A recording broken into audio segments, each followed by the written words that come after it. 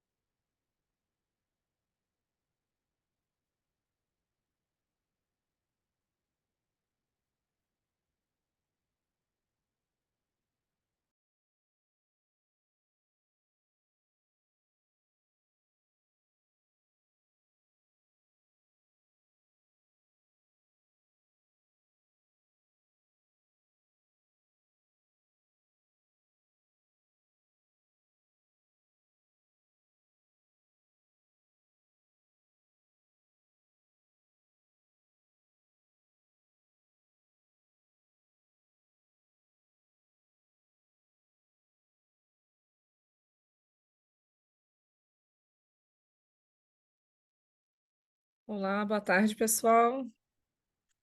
Tudo... E aí, Manuela, boa tarde, tudo jóia? Desculpa entrar em cima. Na verdade, tudo que é para dar, eu estou tentando Imagina, quase 5 minutos. Tudo que era para dar errado deu. O meu computador Deus, atualizou, a senha não estava dando certo. meu Só Deus. faltou o Zoom atualizar, mas ele não pediu. Ai, ai. Não, mas você tá dentro do prazo, tá? Estamos esperando o pessoal chegar ainda. Ah, ótimo, não. E aí a gente começa às 5h30, em ponto, é isso? Assim, o ideal é esperar que pelo menos um apresentador de cada trabalho esteja presente, né? E aí a gente dá início. Tá bom. Então, caso qualquer coisa, vocês me avisam. Eu vou abrir aqui. Cadê? Não Uhum, abriu. Chico, só para confirmar os nomes. Acho que só falta o quarto trabalho, não é É. isso? Eu uhum, tinha salvo, só que. exatamente.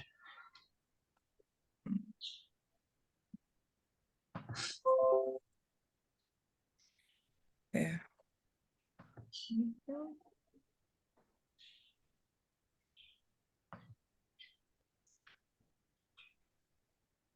Antes aparecia para mim, agora eu não estou conseguindo ver o nome dos autores. Onde será que eu deixei isso? Deixa eu ver. Tava tudo salvo também por causa desse atualização, eu perdi aqui. Deixa eu ver na moderação, acho que eu consigo ver mais fácil. Ah, na moderação apareceu para mim. E no outro que eu abri, não. Nossa. Então, né, o Rodrigo já está aí, né, do artigo Uhum, de circularidade, o de gestão de contratos, José Marcondes, tá aí também. aí Aqui. também.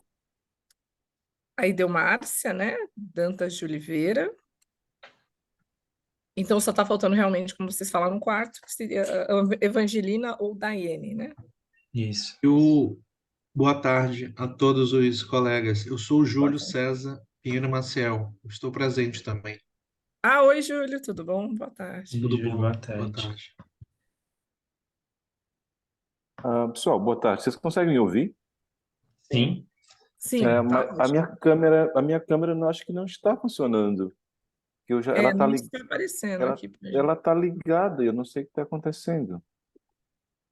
Então aqui pra gente tá, pelo menos pra mim tá escuro mesmo, não tá aparecendo Pois nada é, não. mas ela tá ligada, Tá ligado? mas tá só cinza. Não sei o que está Uhum. acontecendo.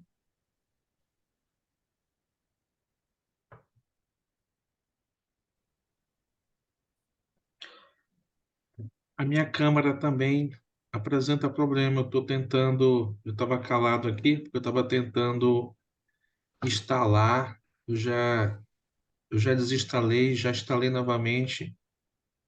Se alguém puder me auxiliar, eu agradeço. Então, eu tô.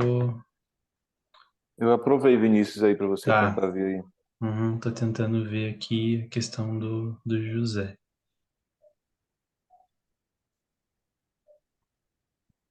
Eu Eu sou acho o que. Júlio.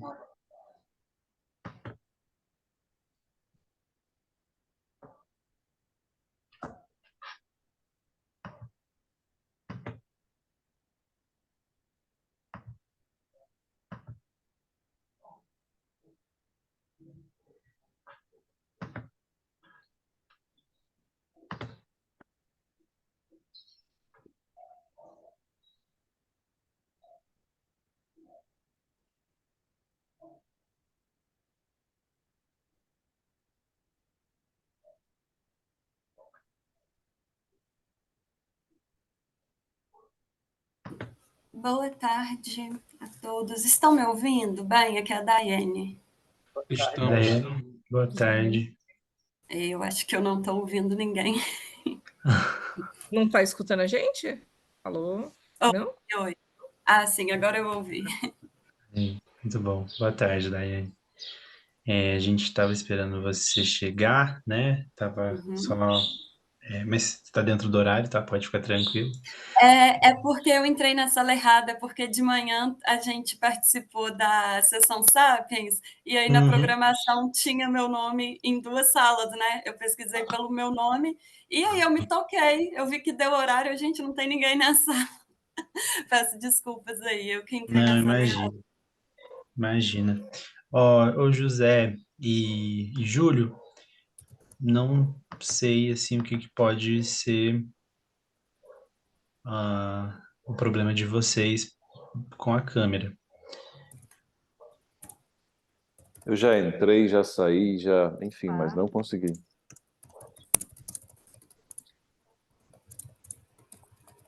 Escuta? Boa tarde. Boa tarde, Agora, Angelina. Vinícius, eu acho que o problema é na minha máquina mesmo. Deve ser. Deve ser. Mas não tem problema não, gente. Acredito que isso não seja um fator de qualquer prejuízo para vocês, até porque com o vídeo, né, acho que assim, a ideia era todo mundo aparecer, né, nem que seja um momento assim breve no vídeo, que a gente vai estar passando aqui.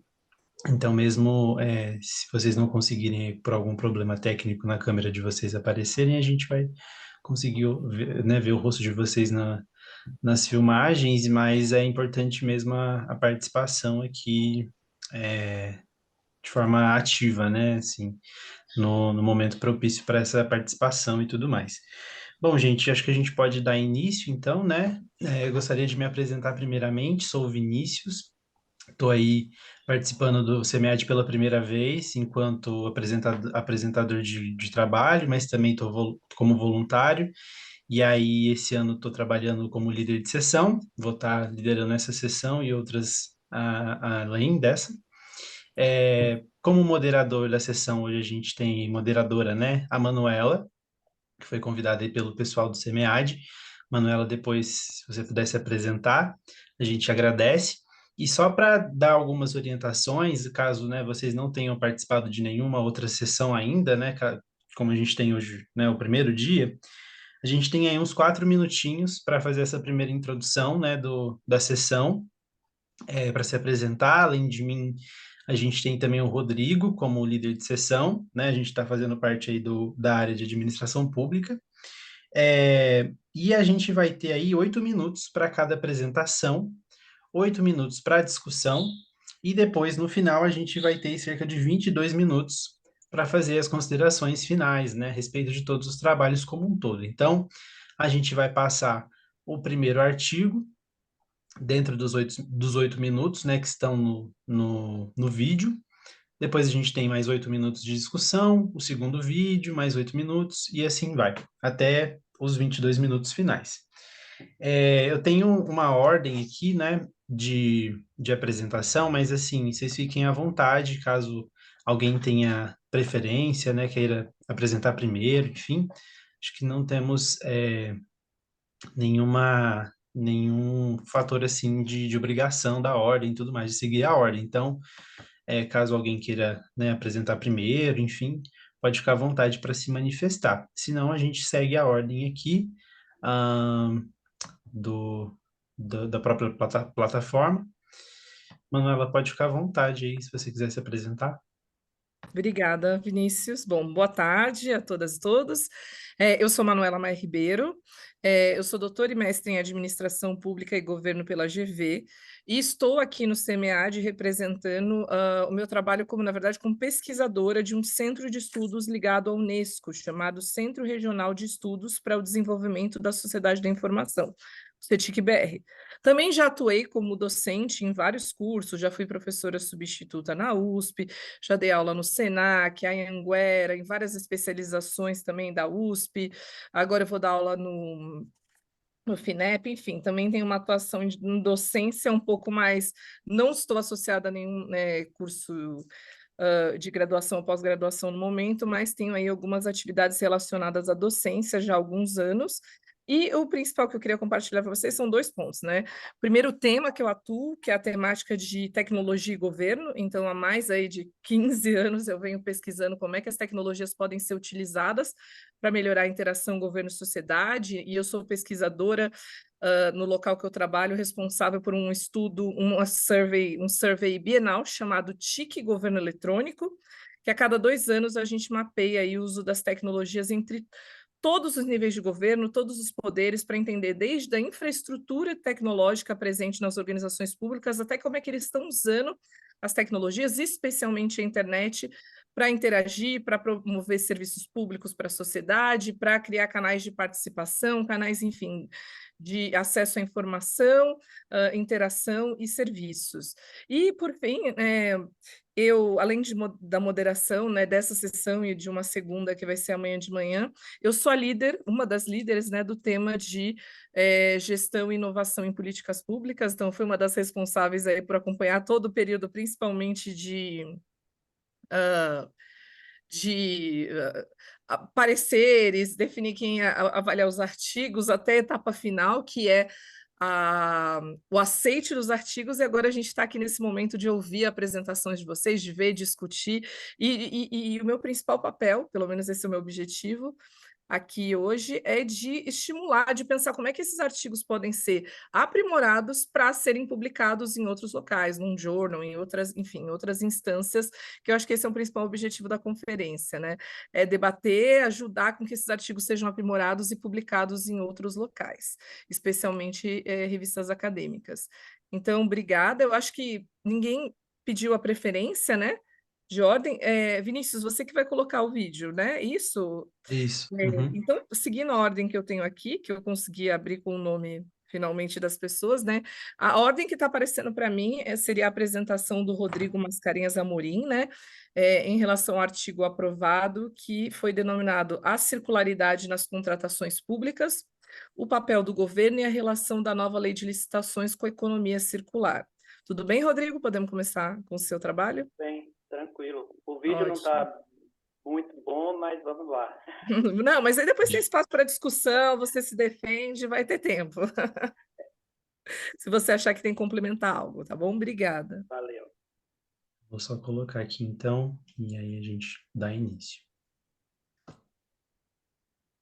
Qualquer coisa, gente, em relação ao áudio, enfim, vocês podem abrir o microfone e avisar, tá?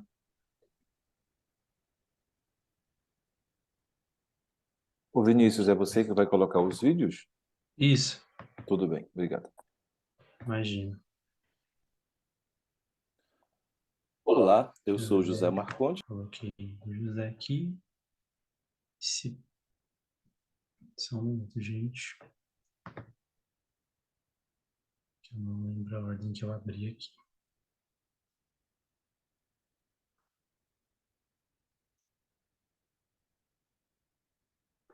E foi.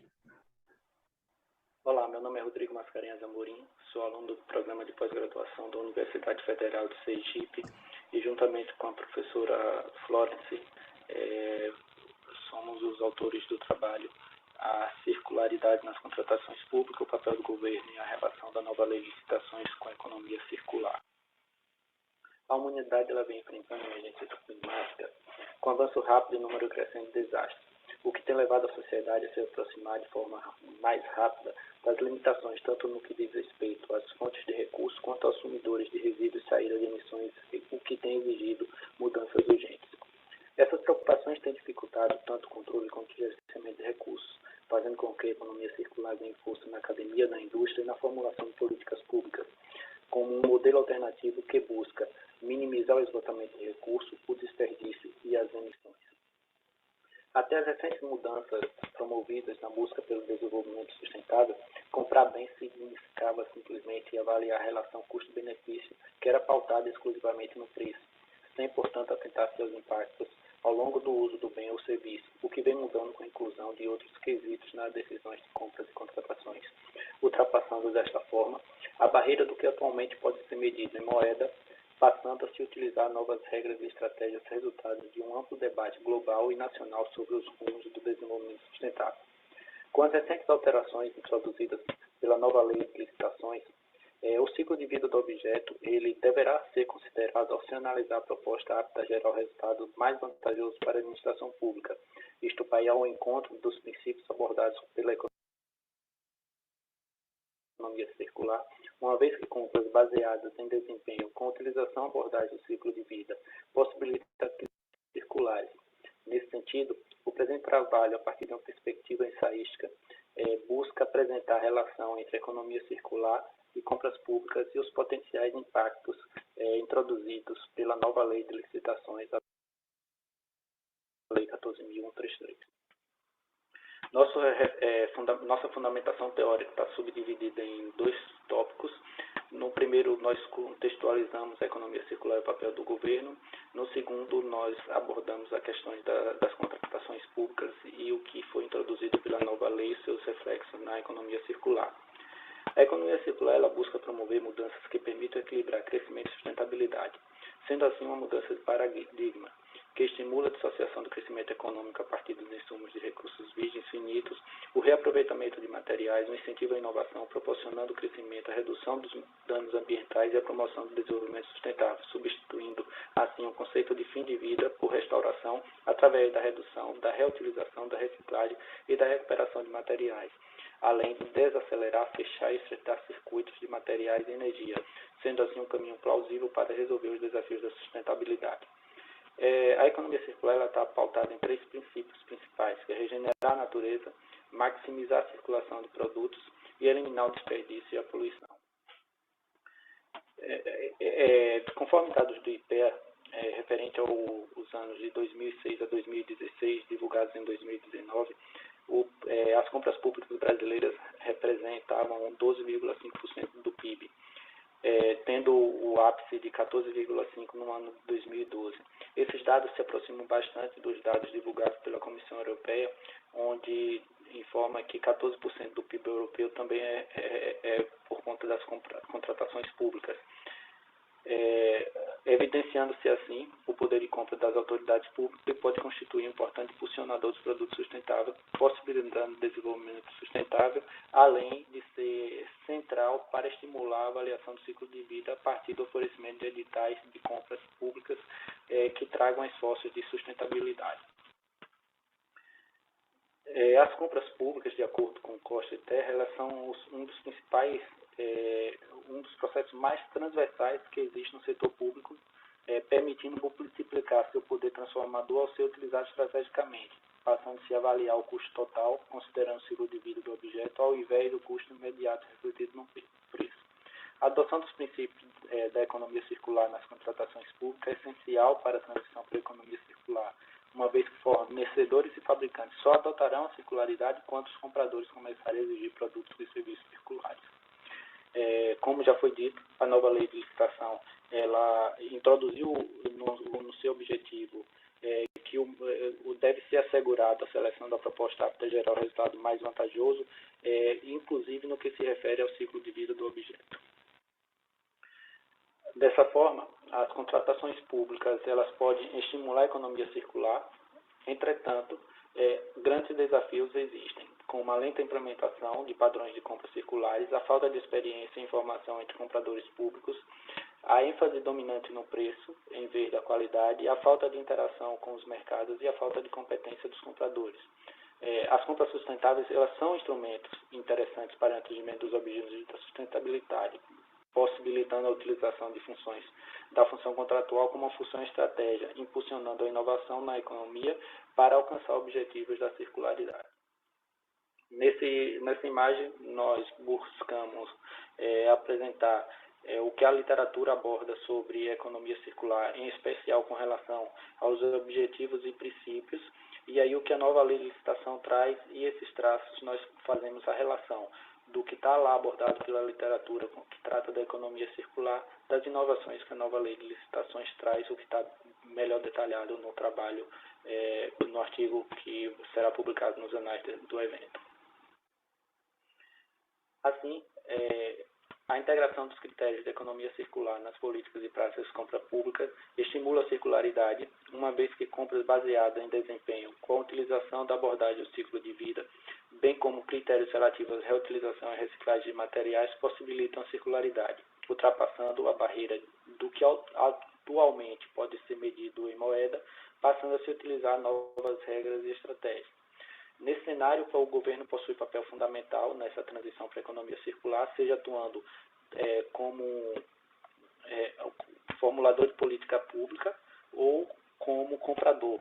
Eles podendo assim incentivar os ciclos reversos e a inovação do modelo de negócio, além da regulamentação que incentive a reutilização de produtos manufaturados, meio da utilização também através do seu poder de compra, o que pode constituir um importante impulsionador por produtos circulares.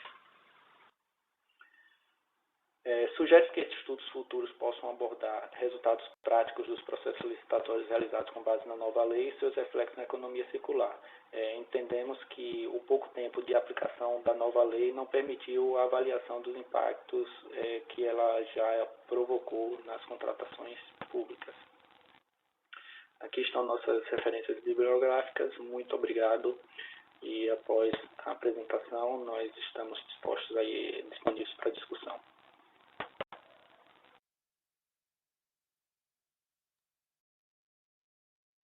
Obrigada. Vinícius, por colocar o vídeo. Obrigada, Rodrigo. Valeu, gente. Bom, Manuela, pode ficar à vontade aí. Bom, a gente tem, 8 minutos, conforme o Vinícius falou, para ter uma primeira discussão para o trabalho do Rodrigo. Eu vou até colocar aqui no cronômetro, esqueci de colocar, mas... Bom, eu queria primeiro ouvir de vocês, dos demais que estão na sala, se tem alguma questão, algum comentário ou sugestão para o trabalho que foi apresentado agora, primeiramente.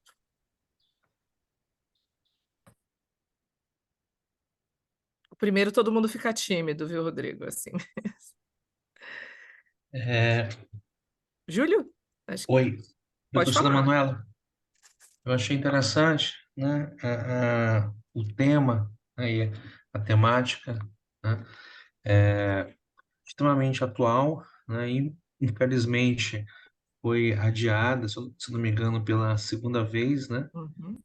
a nova lei, né, e eu queria parabenizar o Rodrigo, porque aquele esquema que ele fez no antepenúltimo slide, né, ficou muito didático e ficou muito claro, né, até porque a nova lei segue um rito, né, segue toda uma sequência de passos, né, e quando ele resumiu em forma de gráfico, né, e conciliando aí com a segunda temática dele, que é economia circular, ficou muito claro o recado dele. Parabéns, Rodrigo.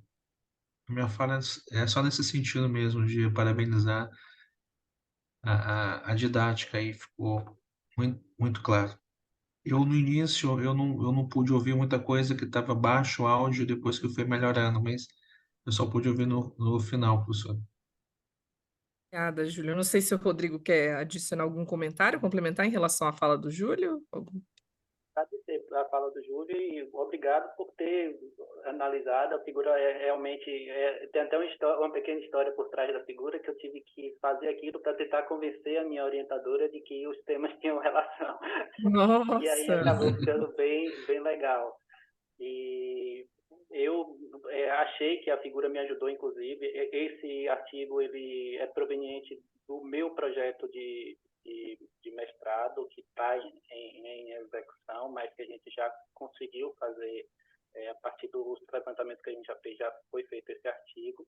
E aí é isso. Eu quero que vocês puderem contribuir para a gente poder estar mudando, aceitando dica. Ainda tô aguardando o comitê de ética aprovar o projeto para poder fazer as entrevistas e ir para campo, fazer o estudo de caso. É isso. Mais alguma pergunta dos colegas? Para parabenizá-lo mais uma vez, Rodrigo. E, por curiosidade, qual foi a ferramenta que você utilizou? Parece assim com um mapa mental, ferramenta de mapa mental. Qual foi a que você Então, é utilizou? uma ferramentazinha bem simples da internet, é Coglit, alguma assim, que eu comecei a fazer e depois, como eu já tinha feito muita coisa, eu não tive nem como mudar para uma outra mais específica e acabei saindo puxando. Tem algumas figuras que eu não conseguia mudar, mas creio que para a dissertação eu vá fazer um outro programa mais que tem mais recursos para ela ficar até melhor, mais legível, que eu possa puxar os traços melhores. Obrigada. Vou colocar o nome do programa no chat. Obrigada, Rodrigo. Mais algum comentário? Eu ia puxar. Desculpa, alguém falou? Desculpa, eu não sei se eu achei que tinha escutado. Vamos lá, Rodrigo. Eu tenho um ponto, na verdade, eu vou trazer para todos apresentadores de hoje. Sempre como eu falei, pensando como é que esse artigo, esse trabalho que está sendo apresentado hoje pode ser aprimorado para ser publicado posteriormente. No seu caso, né, já é parte, com certeza esse artigo já é parte do que você vai produzir para a dissertação de mestrado, né, e vai estar nesse contexto, mas meu grande ponto para todos é relacionado como o seu trabalho se difere de outros que já foram feitos sobre esse tema. Em geral, os artigos não incluem esse tipo de informação, e isso é essencial para quando se pensar na publicação de um artigo. Então, quem já trabalhou com o mesmo tema, no seu caso, você está trabalhando com algo extremamente novo, que vai, né, como já falou o Júlio, vai acontecer, a nova lei aí está nesse passa a vigorar ou não passa, né? Passa a valer ou não passa, mas vai acontecer, então é um tema novo, é um tema que ainda, como você bem colocou, ainda não se sabe os impactos produzidos no seu tema, porque não tem casos ainda não está, de fato, sendo... a lei não está em vigor, né? Enfim, ela não está, de fato, sendo aplicada.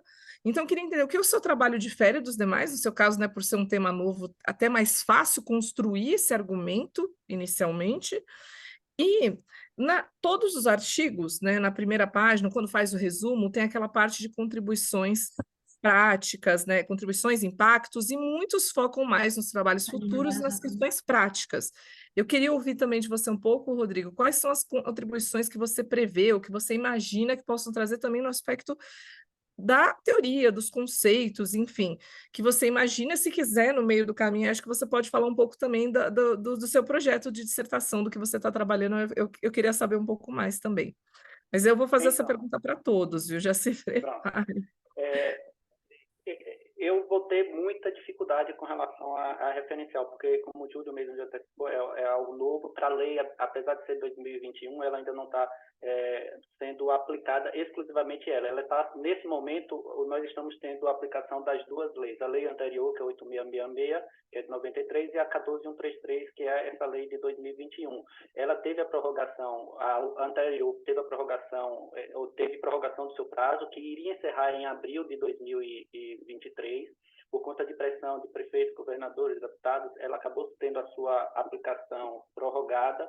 Hoje há essa aplicação conjunta, não utilizando nos mesmos processos licitatórios, mas cada ente pode ainda fazer processos tanto com base em uma como com base na outra lei. A lei ela introduziu coisas bem novas, coisas que estão ocorrendo em outros países. A questão da economia circular está presente na lei, inicialmente indiretamente, mas após as publicações dos regulamentos que a lei exige, a gente já verifica nos regulamentos da União que o termo economia circular já está presente, economia circular mesmo, a questão da circularidade. Isso está longe, muito longe do aplicador. Quem aplica a lei lá embaixo, nos municípios, estados, as próprias universidades, as autarquias, não tem conhecimento com relação a isso. E aí eu já pego um gancho que eu acho que é onde a gente vai contribuir. A gente já identifica vários gaps. Eu participei durante todo esse período de elaboração do projeto, de discussão, porque eu também sou funcionário público, então eu tenho que me atualizar para aplicar a lei, não apenas como pesquisador. E nas discussões, o que eu não vi até hoje foi discussão sobre o que eu estou escrevendo. Para eles, nada mudou, só que mudou e mudou muito. A introdução do ciclo de vida como objeto da licitação há uma mudança bem radical. E muitos dos aplicadores sequer perceberam isso, porque, como eu coloco no trabalho, a decisão até agora é baseada realmente no preço e não no ciclo de vida. Eu não me preocupo se o produto ele vai retornar, se não vai retornar, se ele vai durar 4, 5 anos. Eu não faço a avaliação. E a nova lei, ela exige isso. Só que ela passa para alguns entes que regulamentam como isso vai ser feito. E aí está muita gente perdida nessa história. O meu projeto era muito grande.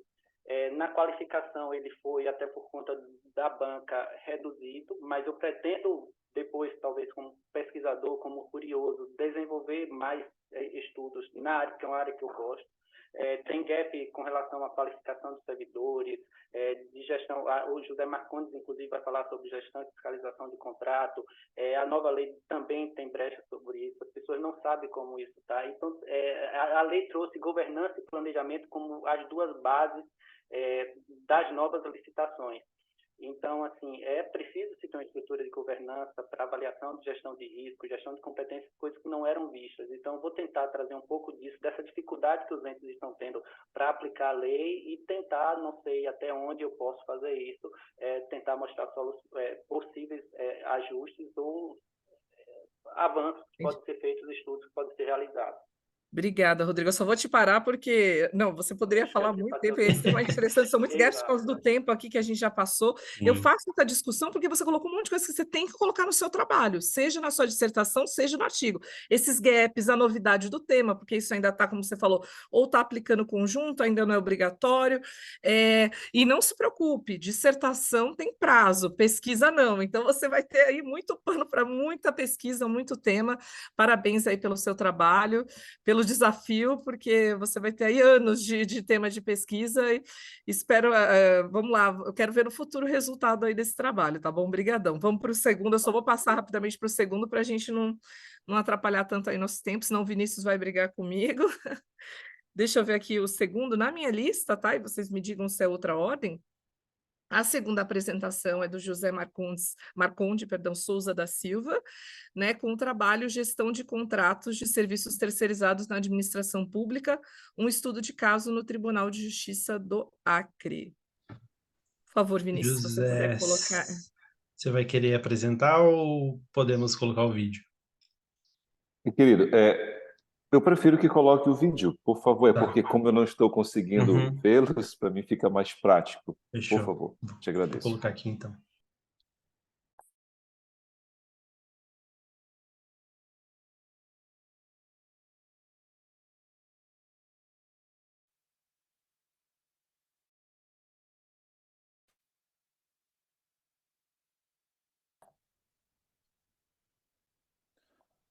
Olá, eu sou José Marconde e eu estou gravando esse vídeo para apresentar uma síntese do artigo aprovado no CMA de 2023.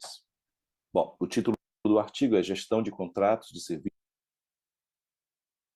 Serviços Terceirizados na Administração Pública, um estudo de caso no Tribunal de Justiça do Estado do Acre.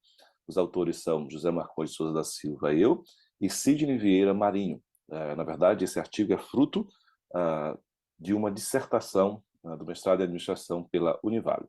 Bom, na introdução, a globalização econômica promoveu mudanças no mercado, sobretudo em países que adotam um sistema capitalista. Dentre as mais expressivas, destacam-se a forma de produção dos serviços e, consequentemente, a terceirização vem tornando-se mais presente nessas economias, responsável, em boa parte, pela geração de emprego e renda. Segundo Kane e Andrew, 2012, a terceirização na administração pública vai além de práticas de gestão no setor privado. Ela é vista como uma oportunidade de transferência de possíveis riscos e como potencial de melhoria da eficiência na prestação dos serviços. O gerenciamento dos contratos de serviços terceirizados na administração pública objetiva garantir o fornecimento dos serviços conforme o que foi pactuado. Para que o planejamento aconteça, um gestor e um fiscal integrantes do quadro de servidores efetivos acompanham a execução do contrato.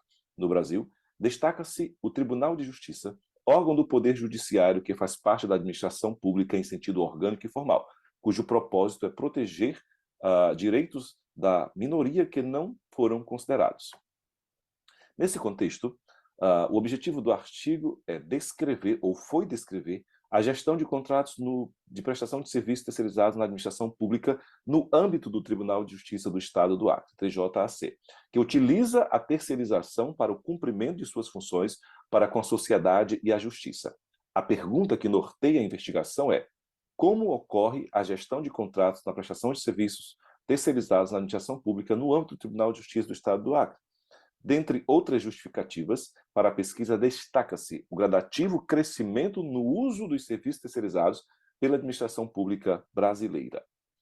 Bom, dentro da revisão da literatura, que não será possível fazer por conta da exiguidade do tempo, nós apresentamos aqui a terceirização da administração pública brasileira, como o primeiro tópico da revisão da literatura, depois a gestão de contratos e contratação de serviços terceirizados no setor público, especificamente no setor público brasileiro. Bom, os procedimentos metodológicos. A natureza da pesquisa, uma pesquisa qualitativa, o tipo da pesquisa exploratória e descritiva, a estratégia, um estudo de caso, o delineamento temporal de corte transversal, a unidade de análise foi o Tribunal de Justiça do Estado do Acre, o instrumento de coleta foi entrevistas com roteiro semi-estruturado, e a quantidade de entrevistas aí foi 11 entrevistas realizadas em dezembro de 2020, ou seja, em pleno período pandêmico, né? A técnica utilizada para análise dos dados foi análise de conteúdo, levando em conta a natureza do trabalho e o comportamento dos agentes envolvidos. Apresento aqui agora alguns resultados, haja vista não poder apresentar todos aqui nessa síntese. Com o relato dos entrevistados, foi possível saber quais ferramentas são utilizadas para o gerenciamento dos contratos. A saber, primeiro, o SEI, um Sistema Eletrônico de Informação do Governo Federal, planilhas de controles do Microsoft Excel, JustiConte. JustiConte é um sistema próprio do TJAC. E ainda documentos do Microsoft Word. No tocante ao nível de escolaridade, o resultado aponta que 65% dos participantes possuem especialização, o que é algo positivo. Em relação ao tempo que exerce a função de gestor de fiscal, o resultado encontrado se mostra satisfatório, levando em consideração que a maioria dos entrevistados, 72,73%, tem mais de 3 anos de atuação. Em relação à quantidade de contratos sob a responsabilidade dos entrevistados, o resultado foi que 63,64% dos entrevistados afirmam que tem mais de 5 contratos sobre a sua responsabilidade. O resultado indica que pode haver sobrecarga de serviço. O TJAC dispõe de uma gerência exclusiva para contratos. Quanto à participação de gestores e fiscais na elaboração de contratos e definição do objeto, constatou-se que gerenciam somente contratos que são executados nas gerências onde são lotados como servidores. Quanto ao conhecimento específico na área, que envolve licitações, contratos públicos e questões previdenciárias e trabalhistas, os resultados apontam que no TJAC a maioria dos servidores não tem conhecimento avançado sobre o assunto. No que diz respeito aos resultados das vantagens e desvantagens da terceirização, no âmbito do TJ, nós apresentamos um quadro aqui com a síntese. Dentre as vantagens, menor custo, redução dos custos fixos mensais e também supre a necessidade pessoal para atividade meio. Dentre as desvantagens, eu destaco aqui, pode haver falta na entrega de serviço contratado, por exemplo, atrasos e dificuldades em encontrar empresas parceiras. Essas foram algumas desvantagens apontadas pelos entrevistados. A íntegra de tudo que foi levantado está no artigo. Conclusões. Os dados exploratórios do estudo ajudam a explicar os principais fatores que implicam na boa empregabilidade dos recursos, bem como as responsabilidades que recaem sobre gestores e fiscais na entrega dos serviços predeterminados pela administração pública. Em relação às práticas de gestão, apurou-se que o TJAC disponibiliza todos os recursos necessários para o desempenho das ações que envolvem a gestão de contratos. Observou-se que há uma possível sobrecarga de serviço por parte dos gestores e fiscais e que não há uma normativa de procedimentos padrão para gestores e fiscais no âmbito do TJAC, que, conforme Espinosa, Amaral e Silva, pode se tornar uma dificuldade na definição de padrões a serem seguidos. Conclui-se que a gestão de contratos de serviços públicos deve ser pautada pela boa empregabilidade dos recursos advindos dos contribuintes, que se beneficiarão direta ou indiretamente do objeto contratado. Logo, os gestores e fiscais devem ter a percepção de que recairá sobre estes a responsabilidade da efetiva entrega dos serviços contratados. Por fim, então, esse trabalho foi realizado com o apoio da Coordenação de Aperfeiçoamento de Pessoal de Nível Superior do Brasil, a CAPES, através do Programa de Suporte à Pós-Graduação de Instituições de Ensino Comunitários, PROSUC, de acordo com a Portaria CAPES número 149/2017. Aqui estão algumas referências do que foram usadas nesta breve apresentação. Destaco que a íntegra do artigo deve ser publicada nos análises do evento e, por fim, a quem interessar, será um prazer tê-los como leitores. No demais, muito obrigado pela paciência e por me ouvir até esse momento e até a apresentação do SEMEAD 2023. Reitero aqui meus agradecimentos a toda a coordenação do SEMEAD, a CAPES e a Univale, onde sou doutorando do curso de Administração. Até mais. Vamos lá. Bom, parabéns, José, pelo trabalho e pela apresentação. O seu tema me lembra de vários alunos que eu já orientei na especialização e eles mexiam com gestão de contratos, com acompanhamento de contratos, especialmente de serviços, e eles queriam estudar esse tema porque eles ficavam revoltados, assim, não, mas preocupados, porque não tinham Sim, padrões a serem seguidos, eles tinham que aprender quase na tentativa e erro no dia a dia, uma enorme quantidade de contratos sob a sua responsabilidade. Então, você trouxe um tema extremamente, né, como o primeiro também do Rodrigo, né, relevante, e que ainda tem muita dificuldade do que ser feito, né? Então, parabéns pela escolha do tema. E no doutorado, você vai continuar com o mesmo tema? Nesse mesmo tema ou você Bom, mudou? boa tarde, Manuela e demais colegas. Primeiro, muito obrigado, é um prazer estar aqui com vocês. Então, vamos lá. Esse artigo foi fruto da minha dissertação do mestrado. Hoje eu estou em Santa Catarina, em Florianópolis, e estou doutorando pela Univale, sou bolsista da Univale. E respondendo a sua pergunta, não, e sim ao mesmo tempo. Vou explicar, vou justificar. Na dissertação, o meu olhar foi da gestão pública, sobre a gestão e fiscalização dos contratos. Na tese, não. A tese eu vou olhar a voz, o olhar das trabalhadoras terceirizadas. Eu vou conseguir fechar esse ciclo, sabe? Sim, um olhar de cima da dissertação e, entre aspas, que Spivak chama de o olhar dos subalternos agora, dos terceirizados, olhando agora de baixo para cima. Então, mas continuo investigando a terceirização. Eu fiquei curiosa para saber se você ia continuar ou não, e não abri, por isso que eu não abri primeiro para o pessoal, mas agora, sobre esse trabalho, né, que eu fiquei curiosa, falei, será que ele está pensando em continuar o trabalho no doutorado? E aproveitei para perguntar já. Mas, Obrigado. pessoal, vocês têm algum comentário, pergunta, sugestão em relação ao trabalho do José? Acho que o Rodrigo, né, tem. Eu tenho. Sim, Rodrigo. Primeiro, parabenizar e dizer que eu, com uma voz dessa, com certeza iria estar apresentando alguma coisa. Oh, meu Deus! Então, Elisé, uma das perguntas até já fica, tipo, não sei se seria pertinente, que seria, tipo, você analisar essa questão com relação às alterações que a lei promoveu, que com relação à fiscalização e gestão de contratos foi bastante, mudou muito. Inclusive, é um princípio hoje da nova lei a questão da segregação de função. Durante a lei anterior, a mesma pessoa fazia quase tudo. Era desde a elaboração do EPT, da demanda, fiscalizava, geria contrato, fazia licitação e tudo mais. E com a nova lei, que inclusive é princípio, a questão da segregação de função, isso não é mais para ser permitido. Então, seria uma dica tipo, para fazer, se fosse uma continuidade, como estaria hoje. E aí tem também a questão da exigência das escolas de governo, que tenham escolas para poder qualificar essas pessoas para atender às novas exigências da lei de licitações. E outra dica também seria a questão da teoria da agência, que eu acho que encaixaria perfeito no seu trabalho.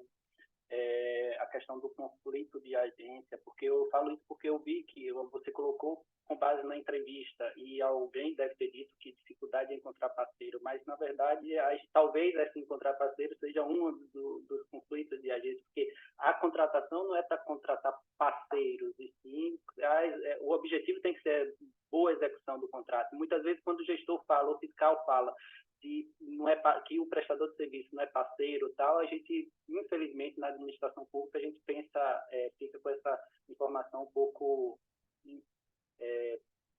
conturbada de o que é que esse parceiro que ele espera.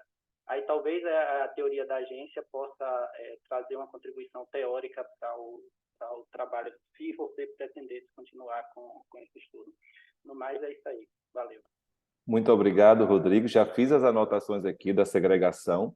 Inclusive, acho super pertinente, se for o caso, até colocar como sugestão para futuras pesquisas, né? Para deixar lá para futuros pesquisadores entrarem nessa seara.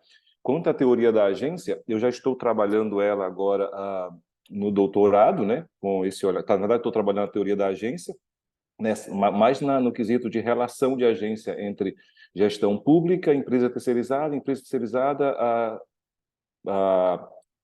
trabalhadores ou trabalhadoras, na verdade, terceirizadas. Também estou trabalhando com a teoria de gênero e a epistemologia pós-colonial. E com certeza dá para pegar a teoria da agência e colocar algo no artigo para somar. Obrigado, já fiz as anotações aqui. Obrigada, Rodrigo. Obrigada, José, pela resposta. Mais algum comentário, sugestão, Eu tenho dúvida? só Pode uma falar. pergunta.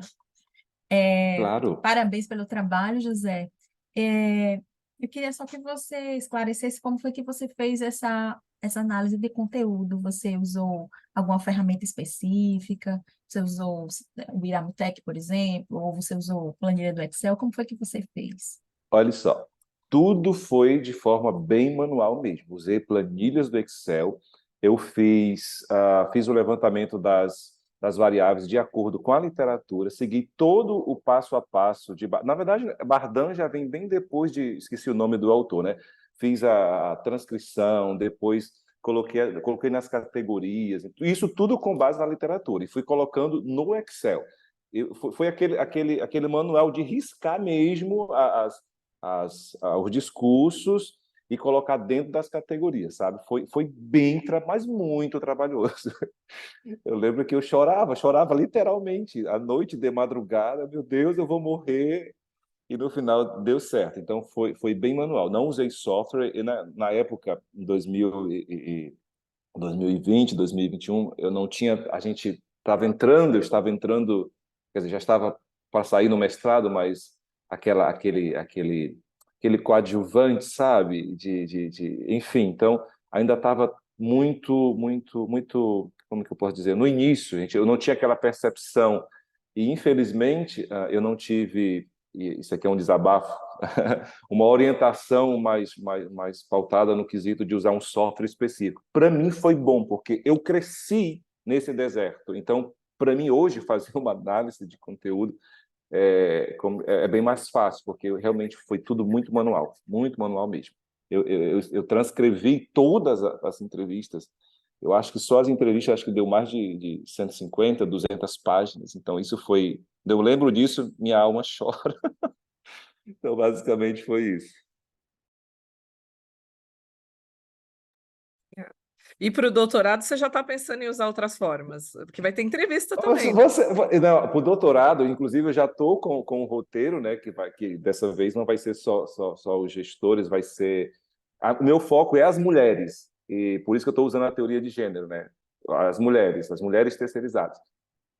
E é provável que eu use um software. Agora já não sou mais inocente, já não sou mais coadjuvante, então a gente já tem alguns meios pelas quais isso pode facilitar o nosso trabalho, né? Então, e o meu orientador é uma pessoa assim maravilhosa em todos os aspectos. Ele está me ajudando bastante, sabe? Ótimo, José. Então, ó, como entrou já nos 8 minutos aqui, para não passar do que a gente se propôs, no final, se der tempo, a gente volta para a questão de como se publicar esse seu artigo. Se você não mandou alguma parte da sua dissertação já para publicação em alguma revista, a gente pode retomar isso no final para conversar um pouco mais sobre isso e pensar Muito obrigado. em ações para isso, tá bom? Bom, vamos aí para a nossa terceira apresentação, né? É justamente, né, da Idelmárcia Dantas de Oliveira, com o artigo Estratégia e Inovação no Serviço Público, Temas Emergentes e Pesquisas Futuras. Idelmárcia, quer que coloque o vídeo ou você vai apresentar? Pode ser o vídeo, né? É isso? Pode. Então tá bom. Obrigada, Vinícius.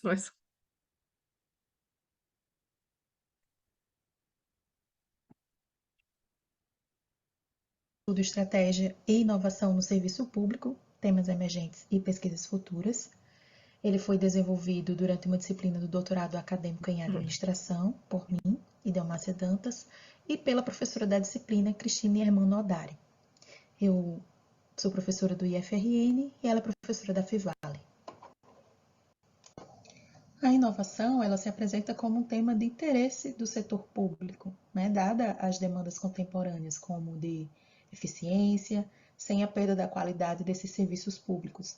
Então, ela não está restrita somente ao setor privado. O setor público já sente essa necessidade, né, de estudo dessa inovação.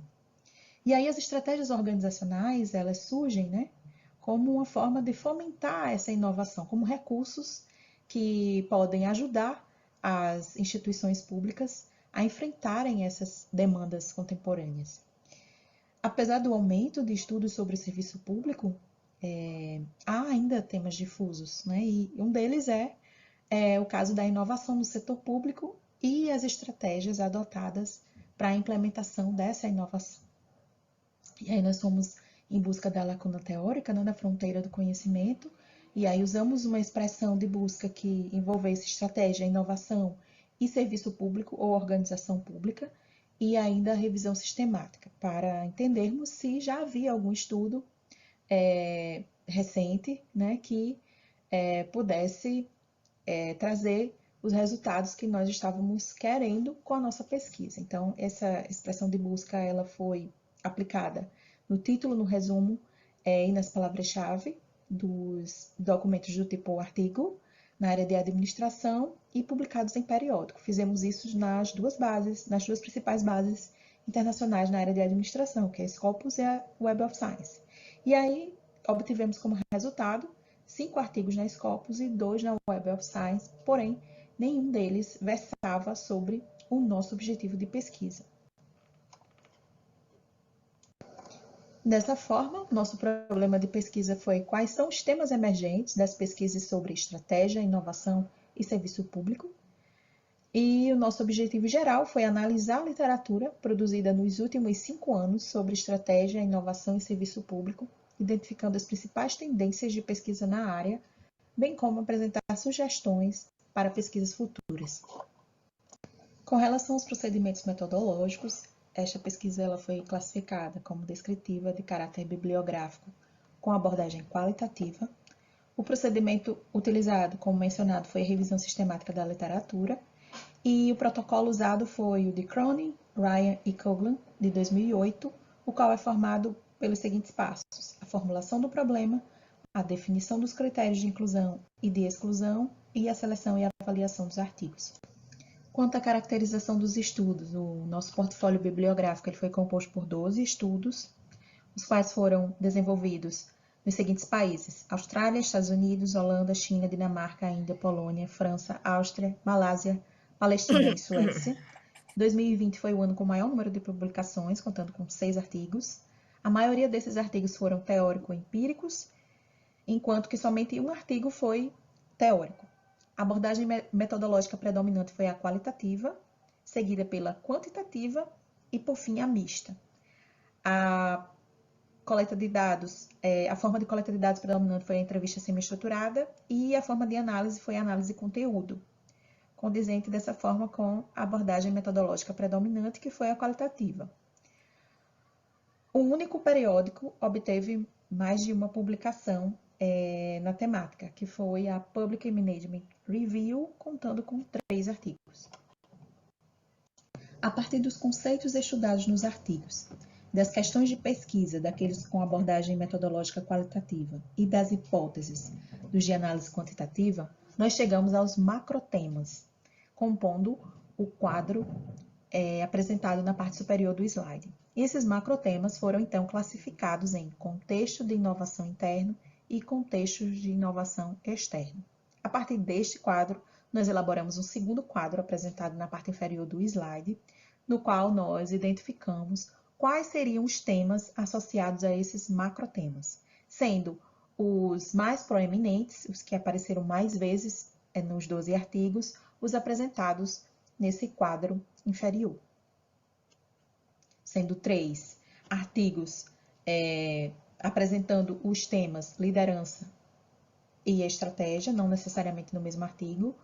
2 artigos apresentando os temas ambidestria, inovação e otimização, compondo dessa forma o contexto de inovação interno, enquanto no contexto de inovação externo nós encontramos 2 vezes os temas empreendedorismo, lógica dominante de serviços e cidades inteligentes.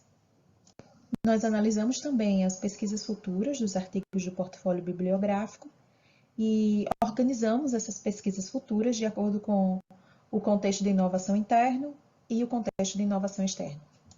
E agora, caminhando para o final da apresentação, Os temas de pesquisa que emergiram foram agrupados nos contextos de inovação interno e externo, neste artigo. No contexto de inovação interno, apareceram os seguintes temas: estratégia, ambidestria, inovação, otimização e liderança, enquanto no contexto de inovação externo, emergiram empreendedorismo, lógica dominante de serviços e cidades inteligentes.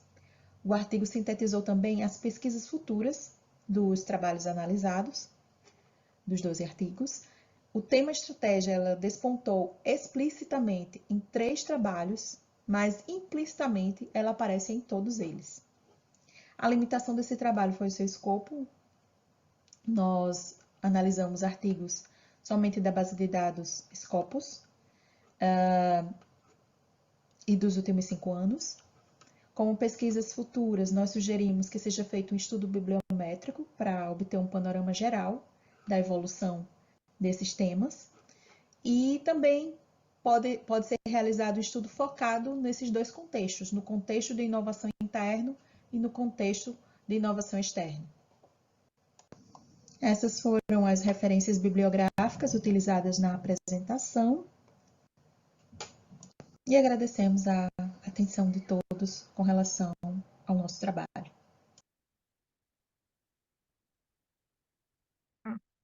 Obrigada, Vinícius. Obrigada, Delmárcia. Parabéns também pelo trabalho. Alguém gostaria de fazer algum comentário, pergunta, sugestão para o que foi apresentado? Eu queria fazer uma pergunta rapidinho, assim, mas é por curiosidade mesmo, porque eu nunca ouvi falar desse termo ambidestria. Queria que você me explicasse um pouquinho sobre o que é, porque assim, eu não estudo sobre inovação, então acredito que passo nesse quesito, mas é rapidinho, só para ter conhecimento mesmo. Então, nos trabalhos que eu analisei, a ambidestria ela apareceu em 2 artigos. Inclusive, eu percebi que eram artigos dos mesmos autores e que foram realizados no mesmo contexto, né, que foi na Holanda, em relação a instituições que fazem a gestão hídrica lá da Holanda. E aí a ambidestria ela aparece nesses artigos de forma a equilibrar e conciliar os processos interdependentes de inovação e otimização. Porque a inovação e a otimização, elas meio que são quase assim opostas, né? Quando você vai inovar, você precisa ter mais tempo, precisa aprender, né? Precisa motivar os funcionários para que eles consigam inovar isso no contexto do serviço público, né? Que é o que nós estamos trabalhando aqui. Já a otimização não, é você conseguir fazer com menos recursos, né? Da forma mais rápida. E aí a ambidestria é justamente isso, é você conseguir equilibrar, né? Essas duas nuances, que seria a inovação e a otimização nesse âmbito que foi estudado nos artigos. Tá certo? Obrigado. Manuela, posso? Opa, quem? Desculpa, eu ouvi 2 vozes. Quem? Acho que o do Rodrigo e mais alguém tem uma dúvida? Acho que o José. Foi isso, o Marconde. José Marconde. Pode começar pelo Rodrigo e pode ser o José Marconde depois? Só uma pergunta, Delmárcia, com relação o tema pesquisado. Você não acha que foi muito restritivo porque você coloca end, ou não botou um ou e aí acabou tendo poucos artigos sobre o seu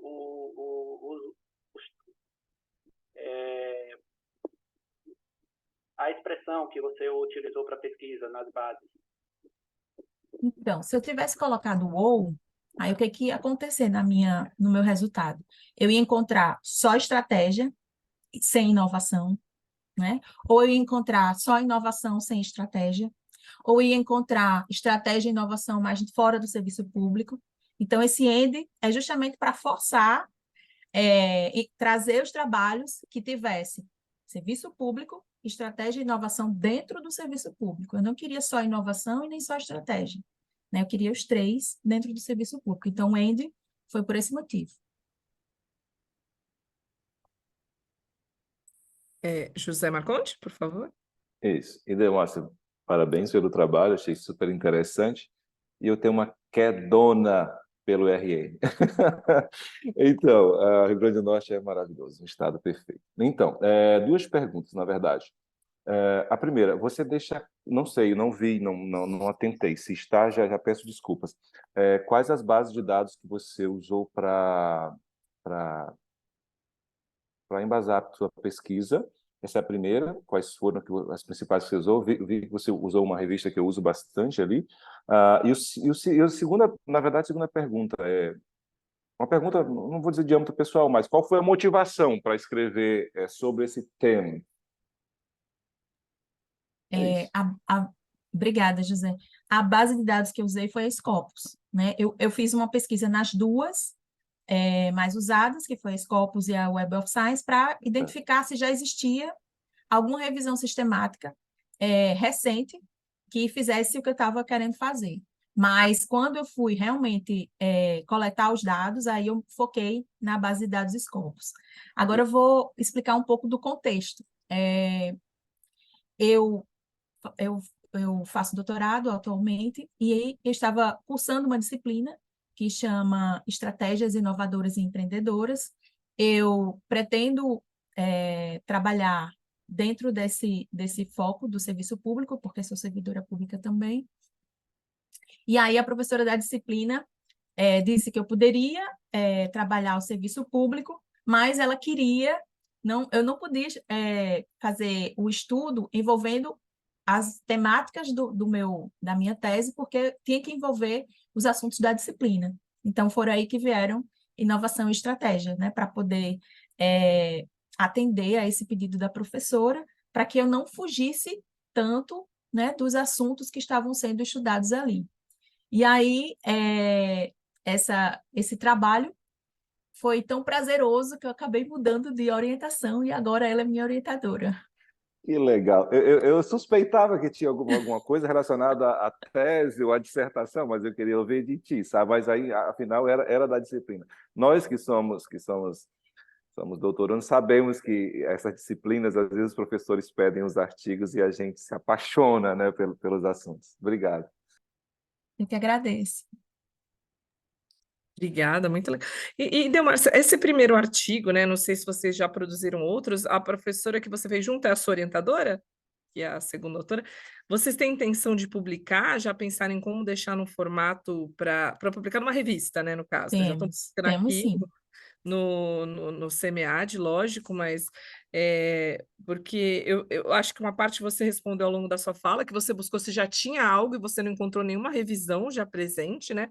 E acho que no artigo trazer o quanto isso e que contribuições isso pode trazer. Acho que os seus quadros já trazem muitas contribuições. Você tem que deixar isso muito destacado no trabalho quando enviar para a publicação num journal, né? Então, eu já parabenizo desde já. Eu queria saber um pouco mais disso, do que vocês estão pretendendo para a publicação desse material, porque os quadros já trazem uma visão do que pode ser feito, do que está sendo debatido e que tem muito espaço para ser tratado em relação a desse tema, até porque você chegou, né, a 12 trabalhos, salvo engano, né, como você falou. Isso. É importante ressaltar que eu também cheguei a 12 porque eu restringi para artigos de alto impacto, né? Eu usei ali só quartis Q1 e Q2. Convenci, inclusive, a minha professora, né, a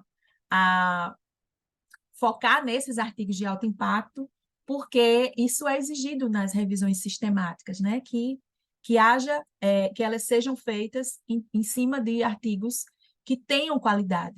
E aí isso trouxe respaldo para essa escolha, né? Eu até cito um autor no artigo, que eu não recordo agora o nome dele, mas ele é bem citado, né? Muitíssimo citado, falando sobre essa questão da qualidade que os artigos precisam ter nas revisões sistemáticas. Não é qualquer artigo que deve ir para uma revisão sistemática. E assim, a gente pretende publicar assim, né? A princípio, quando ela viu o artigo, ela já pensou no CMEAD. Então, a gente já não está nem pensando em revista agora, né? Desde que eu concluí a disciplina, dentro da disciplina já enviamos, que aí foi ali no período da inscrição, mas a gente pretende publicar, mas a gente ainda não fez essa reflexão que você mencionou, Manuela. Só mais Não uma parou observação. para analisar. Desculpa, O seu Rodrigo. artigo ele não está disponível, só está o vídeo e o resumo. O artigo seu não está disponível na plataforma para a É gente ler. justamente porque a gente pretende publicar na revista, por isso que eu não disponibilizei. E só um ponto ainda mais que eu penso assim, tem essa parte da revisão sistemática, que aí tem as regras, todo o debate, né, de não ser todo o artigo publicado, mas ter, e como acho que já foi colocado aqui, se não tiver claro, deixa claro, né, a questão das revistas, ou das métricas, né, de alto impacto, das revistas de alto impacto, dos artigos.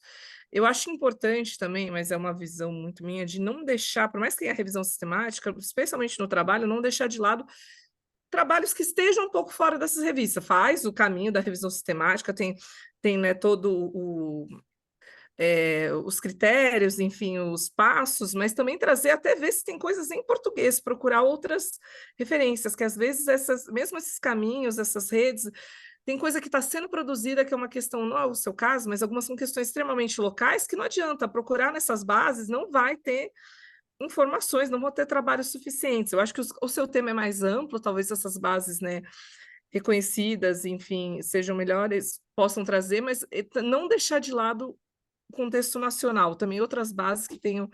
Eu tenho essa visão, assim, de tudo bem seguir os critérios de uma revisão sistemática, mas não ignorar, às vezes, até trabalhos que não são acadêmicos, a depender do tema. Eu que trabalho com tecnologia, se eu for olhar só para artigos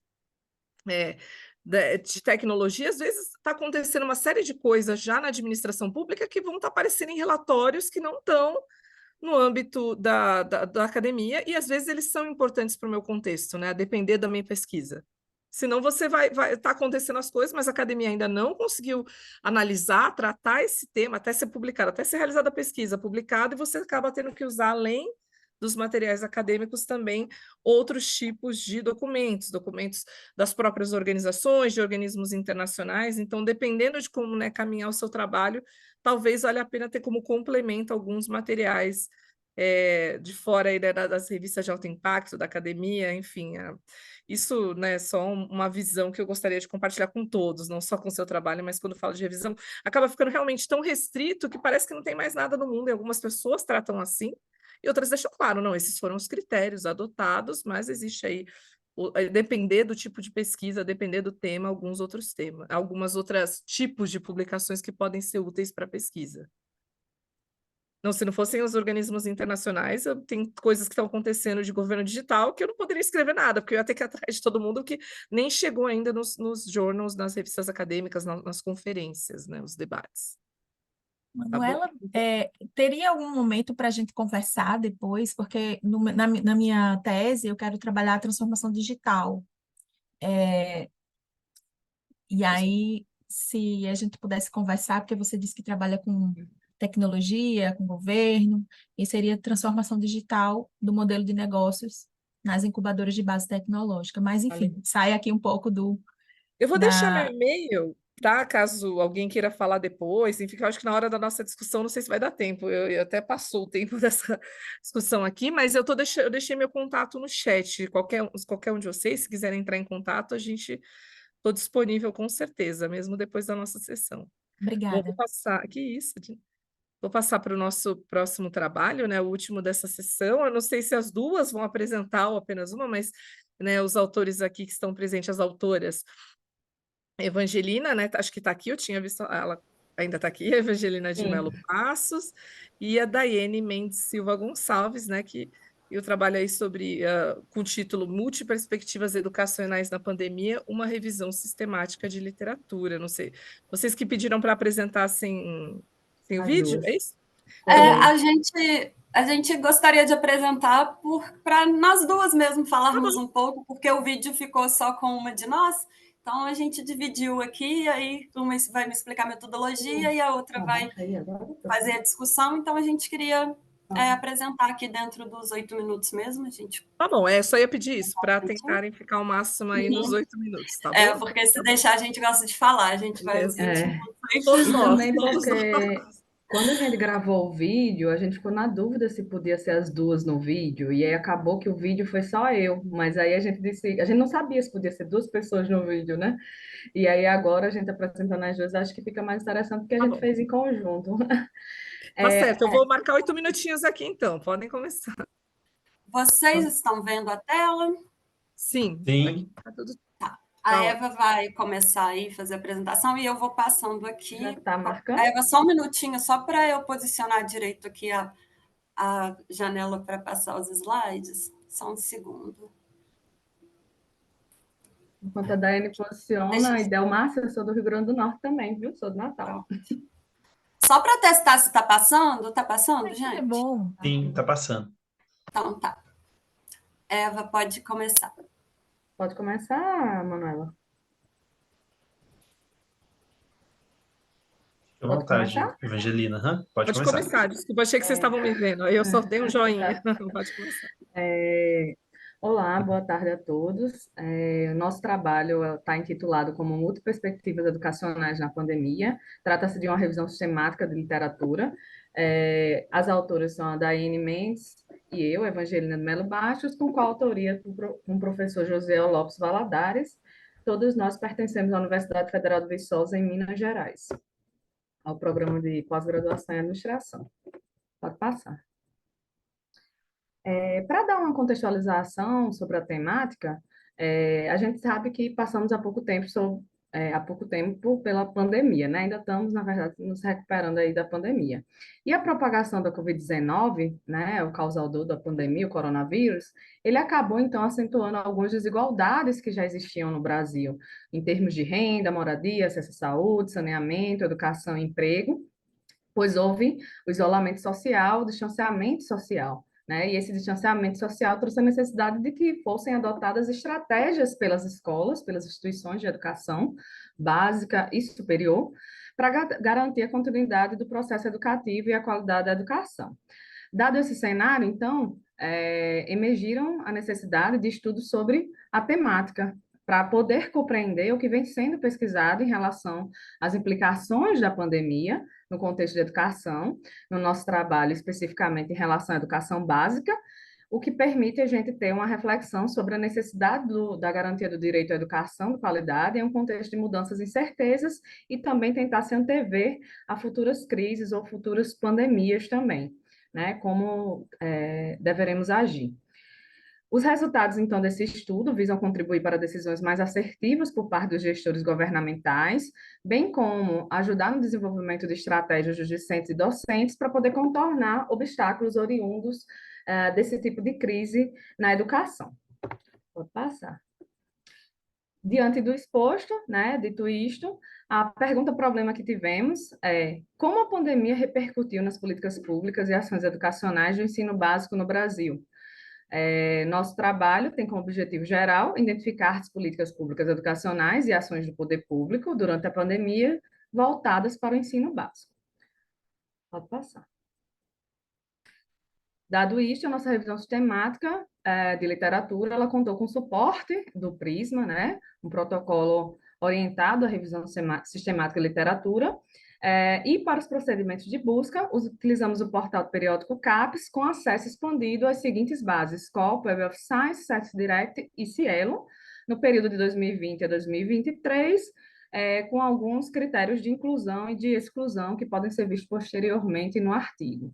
Os descritores de busca vocês podem visualizar aí no slide, sempre utilizando a palavra políticas públicas e ensino básico na pandemia. O protocolo de pesquisa do Prisma, ele então traz algumas etapas. A priori, quando a gente fez a busca, foram 139 artigos, e aí fizemos a identificação, a triagem, a elegibilidade, e fomos detalhando o porquê de cada artigo ser excluído. No final, foram incluídos para revisão apenas 15 artigos, no quais lemos e fizemos a discussão teórica que a Daiane vai aprofundar mais adiante.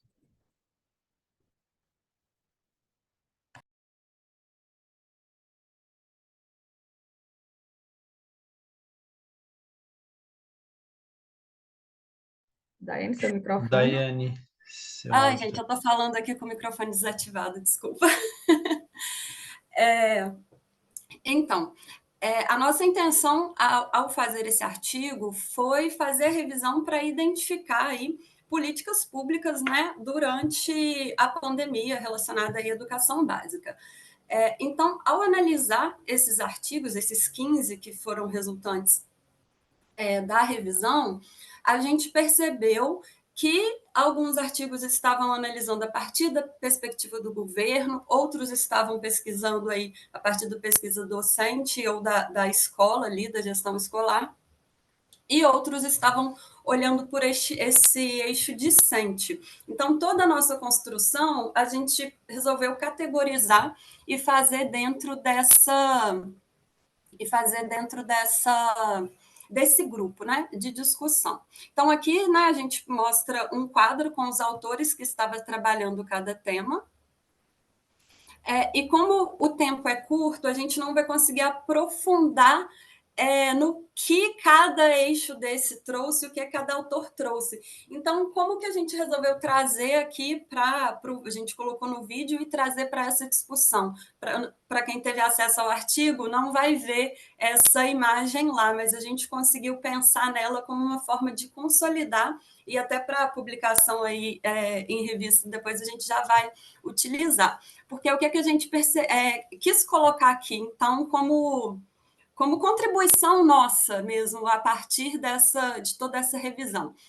Qual foi o que aconteceu na educação básica, né, na pandemia, a partir dessa perspectiva? Porque mesmo a ideia inicial sendo identificar políticas, a gente vai perceber, eu já vou dar um spoiler aí da conclusão, que não teve uma política nacional. Então, a gente não estava conseguindo ver isso. Nossa ideia era achar políticas, mas a gente não conseguiu encontrar. Então, a gente construiu essa imagem que vamos falar primeiro sobre os investimentos.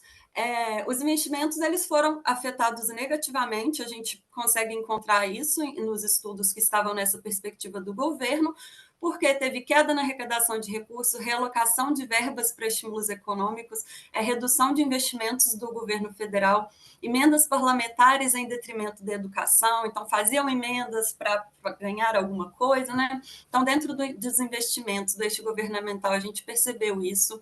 Em questão de desigualdade, que foi muito discutido nos artigos, acho que quase todos vão citar essas questões da desigualdade, porque é fato que há desigualdades digitais no Brasil todo. Então, e aí tem a questão também da precarização do trabalho docente, que na pandemia ficou bem evidente isso também. Muitas dificuldades enfrentadas pelos estudantes foram discutidas nesses artigos, sobrecarga física e emocional dos professores. Então, na parte que a gente vai falar do eixo docente aí, a gente traz um quadro com sentimentos, com várias coisas que foram entrevistas de professores, tudo nessa perspectiva. Quanto ao ensino remoto em si, muitos trabalhos discutiram aí as limitações de acesso a equipamentos da internet, né, que vai relacionar aí com as desigualdades digitais, espaço inadequado para estudos em casa. Então, não vou entrar muito aqui nos quadros agora, porque a gente já quase dá os 8 minutos aí da apresentação, mas em questão dos impactos na educação básica, a pandemia ela impactou realmente as escolas públicas aí. É preciso discutir a questão da inclusão digital, então vários artigos estavam discutindo isso, evidenciando a falta de formação adequada dos professores para esse trabalho remoto, né, para a utilização dessas tecnologias, entre outras coisas que está listado aqui, que tem mais na parte escrita do artigo. E em relação às políticas públicas em si, que era o nosso foco inicial, né, de encontrar, a gente não encontrou políticas públicas exclusivas para a pandemia. A gente identificou a necessidade de investimentos para a criação de políticas públicas, necessidade de coordenação entre os níveis governamentais, e aí a gente destaca a importância de ter políticas mais eficazes e abrangentes. Então, para concluir, né, tudo que a gente traz nesse quadro aí e o que a gente destaca como mais importante, que é como o resultado aí, respondendo a pergunta que era identificar essas políticas. A gente não identificou uma política pública exclusiva voltada para enfrentar os desafios educacionais impostos por crises como a pandemia. No tocante ao governo, afirmamos que é crucial que o governo federal aumente os investimentos na educação, visando reduzir as desigualdades educacionais e garantir uma oferta de qualidade. O ensino remoto ele demonstrou-se como uma alternativa viável para situações de emergência, porque com certeza isso contribuiu muito para que o vírus não se propagasse mais, mas ele não substitui a experiência presencial na educação. Então, os estudos aí com eixo discente vai falar como que a sociabilidade é importante, como muitos aspectos, né, da questão presencial, das aulas presenciais são importantes. Então, o ensino remoto não substitui isso. Então, a gente conclui, né, a partir de todo esse levantamento, a necessidade de construção de um sistema educacional que combine abordagens presenciais e remotas de forma harmoniosa, proporcionando uma educação de qualidade e equitativa a todos. Então, isso é o que a gente traz aí, bem sucinto dessa nossa revisão.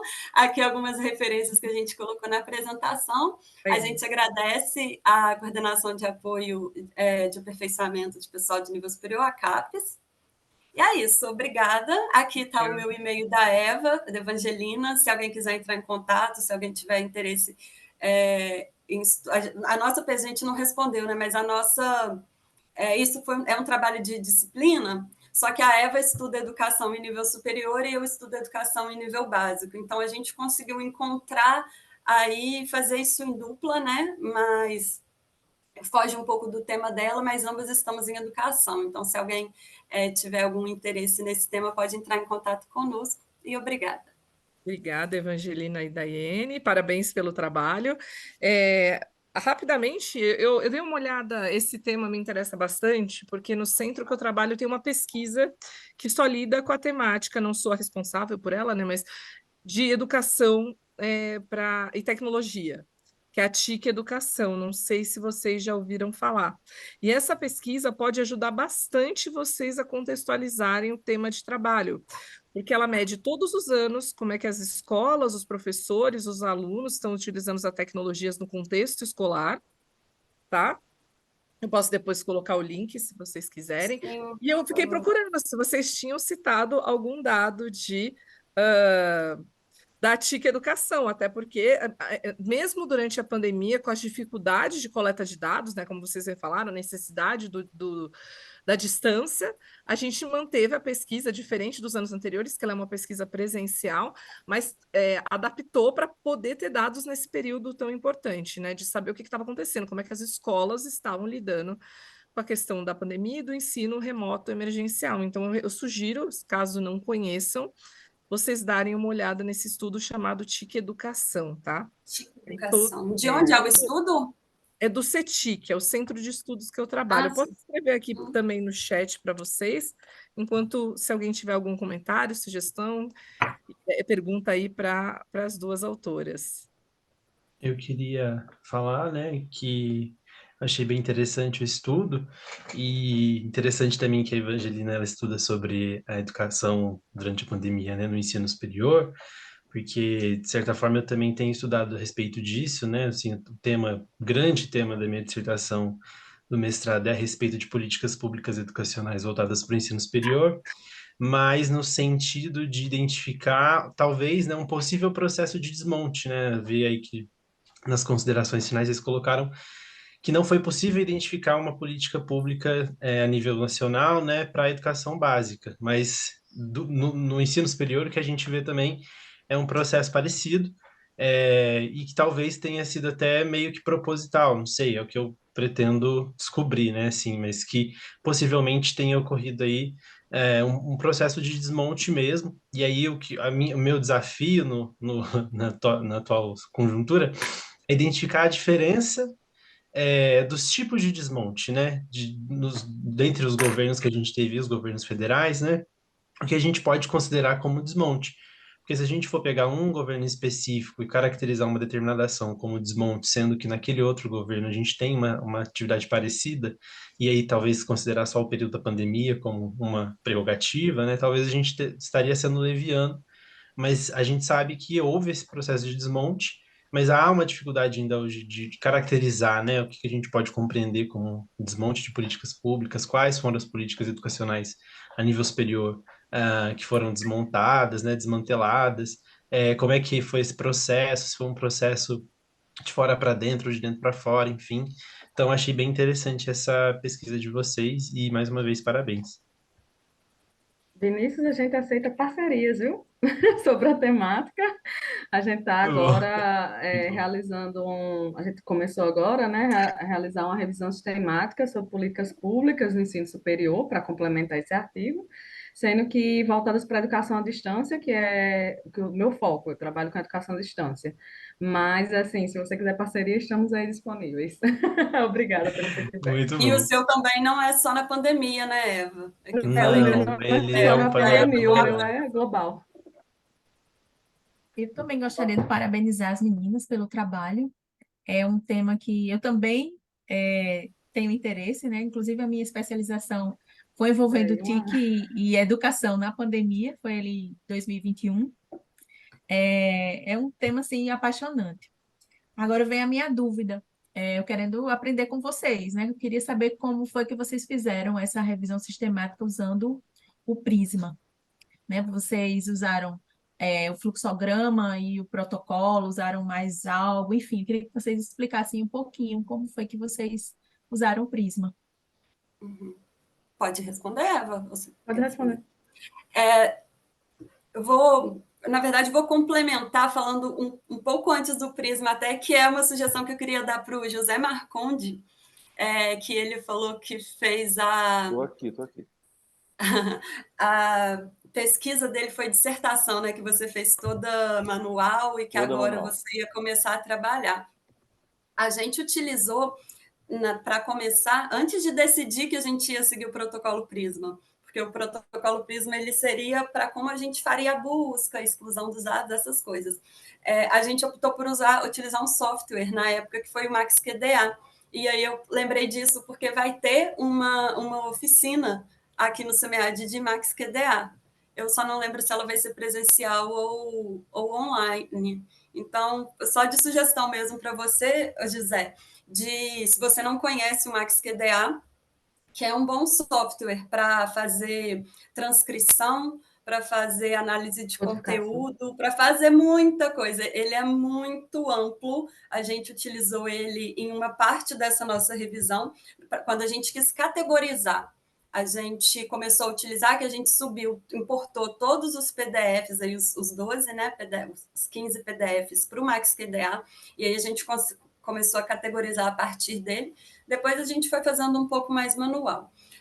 E a questão do Prisma foi mais em seguir só o protocolo Prisma. Ele é muito grande, ele tem muitos pontos, né?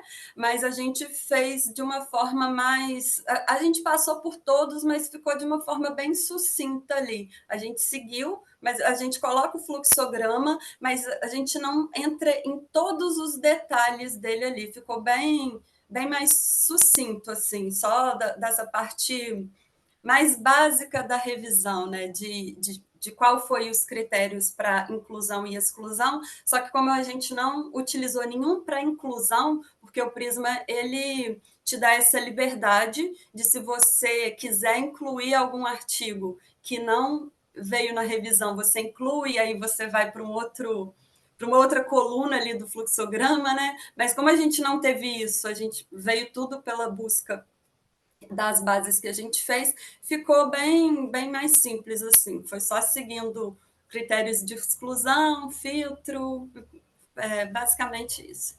Se a Eva É quiser que complementar como alguma ele é um protocolo muito utilizado na área da saúde, né?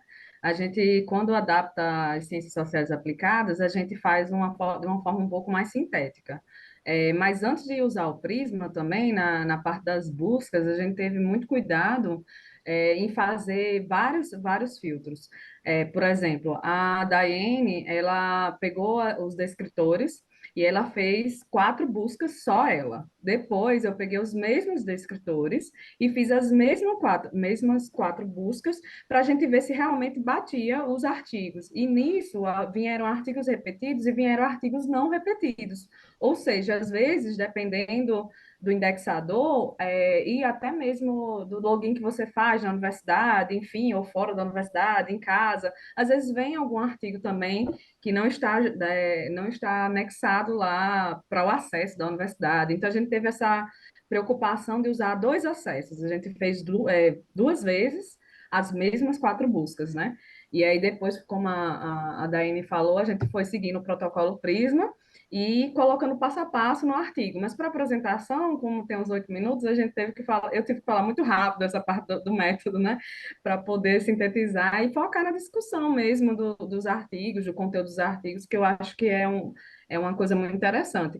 E parabenizo também, Delmácia, que eu achei muito interessante seu estudo bibliométrico e a forma como você também faz revisão. Vamos aí fazer parcerias. Obrigada, pessoal. Nossa, no final a gente só tem 3 minutos para discussão, acho que não vai dar, né? Não sei se o Vinícius tem alguma outra sugestão, porque é até às 7 a nossa sessão, né, Vinícius? Até 7 horas? Ou 7h30? 7h30. Ai, que Não, susto, eu achei que era 7 7 horas. horas. Eu acho que Não, é 7 7 horas. 7 7 horas, 7 né? horas, Que isso. alguém falou 7, eu falei, será que eu tô errado? Mas Eu vou assim, se compartilhar todo com mundo você. concordar, a gente pode estender um pouquinho o prazo, Pode sim, estender um se for pouquinho, é que tem pertinente. algumas que são. Eu vou Oi. deixar. Professora Manuela, Pode questão falar. da ficha de avaliação para. Eu vou sim, eu incluir vou isso mandar aqui. agora. Eu incluí agora no mandar para vocês, de qualquer forma, caso alguém não possa Pode ficar mais um incluir. pouco, o link, né, da avaliação da sessão. Se puderem responder, agradecemos muito.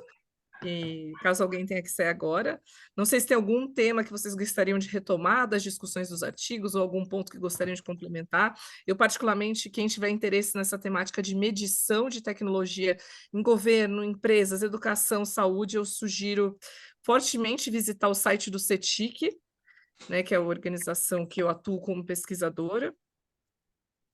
Então, lá tem várias pesquisas regulares sobre o uso de tecnologia no Brasil, se alguém, especialmente contextualizar ou usar microdados para fazer análises, quem está trabalhando com indivíduos pode olhar como é que está a situação do uso da internet, por exemplo, se está estudando com estudantes, quem tem ensino superior, tem bastante informação. Enfim, não sei se alguém quer complementar, puxar mais algum tema. professora Eu Manu, queria falar rapidinho. Pode falar. Acho que é o Júlio, que pode ser o Júlio e é, depois o Rodrigo, que acho Pode que o ser, Júlio Júlio. falou primeiro. Pode falar, Júlio. é o Júlio. Não esqueça de mim, que eu estou na fila ainda para apresentar, tá bom? Acho que hoje o seu não está na lista, não. Tá. Não tem nenhum trabalho com seu nome, O não, seu Júlio. trabalho não está aqui, Júlio. Tá lá naquela lista lá. Eu acho que não é essa mesa, Júlio, porque pelo menos para mim os trabalhos que apareceram eram do Rodrigo. Acessei o tema aqui, Rodrigo, né? Aí vem o José Marconde. Tá, realmente não tá. Eu olhei de forma equivocada. Sim. Você sabe qual é o número da sua sessão? Essa aqui é a 9. Será que eu entrei na errada?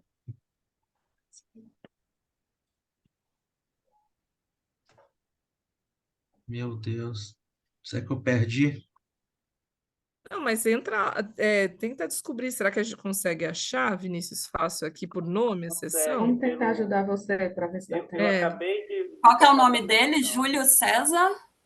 Pinheiro Maciel. Estou abrindo aqui.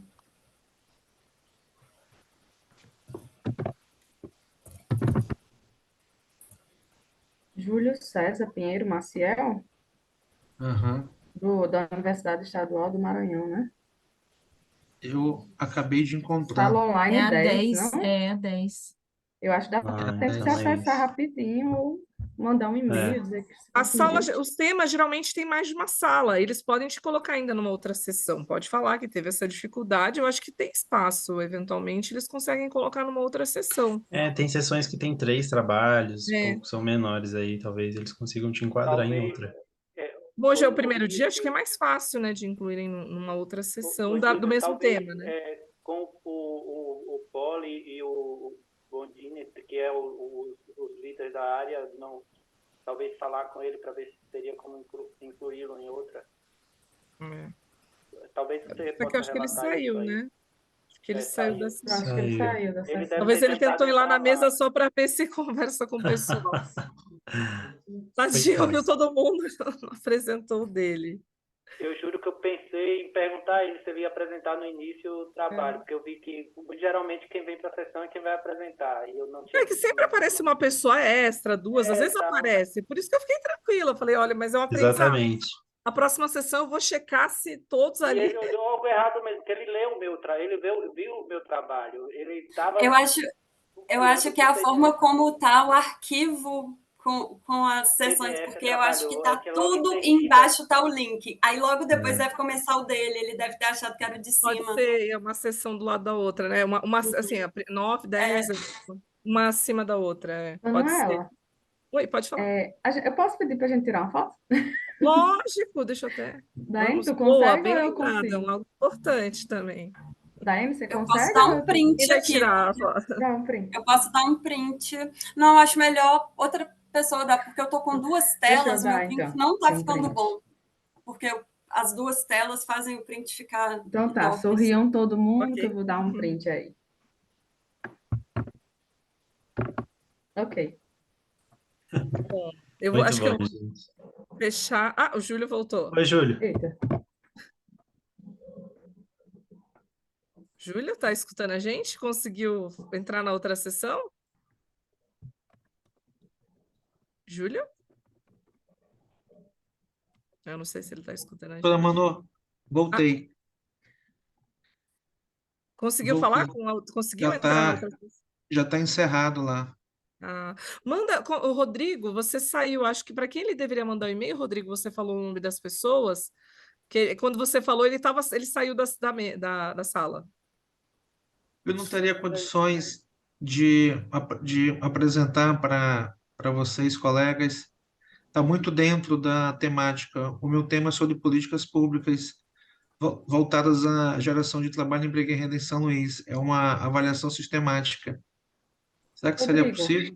anota rapidinho aí esses e-mails que eu vou te mandar, que eu tive um problema hoje também aí no SEMEAD. Entre em contato com esse e-mail aí, que é... Ele disse que é Felipe Voltar.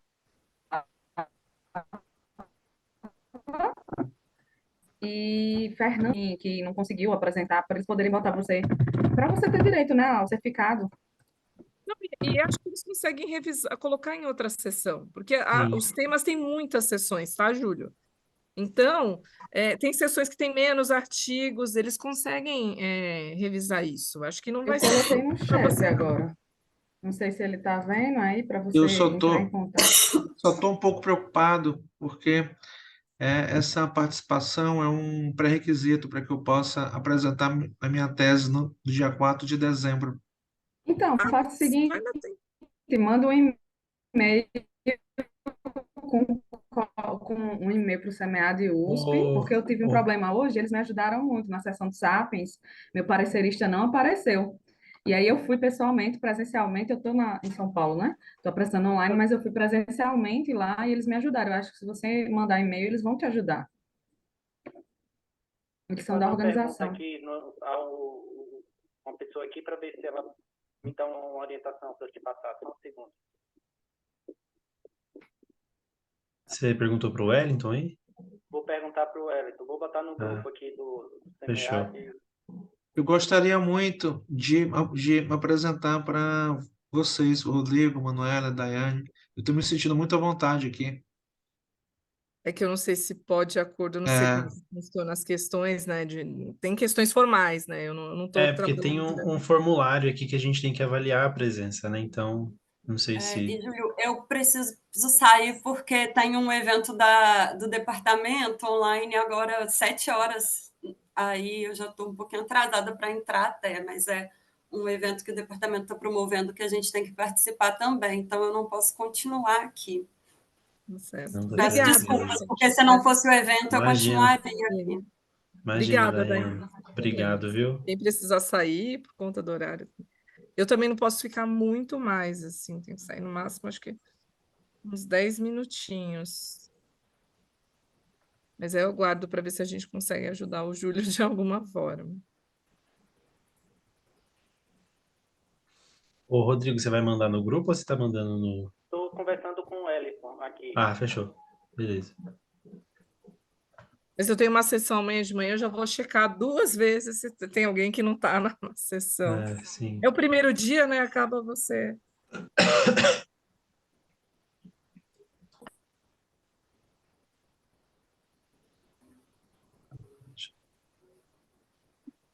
Hoje eu não consegui participar, do evento, só agora nessa apresentação. Tem como assistir as gravações? Do que Eu Sabe? acho aconteceu? que tem algumas coisas que estão sendo transmitidas no YouTube, eu acho que elas ficam salvas. Mas, assim, o que eu vi, pelo menos, foi só a cerimônia de abertura. Agora, as palestras, né, os workshops, aí eu já não acompanhei hoje também. Mas eu não sei se fica salvo em algum lugar.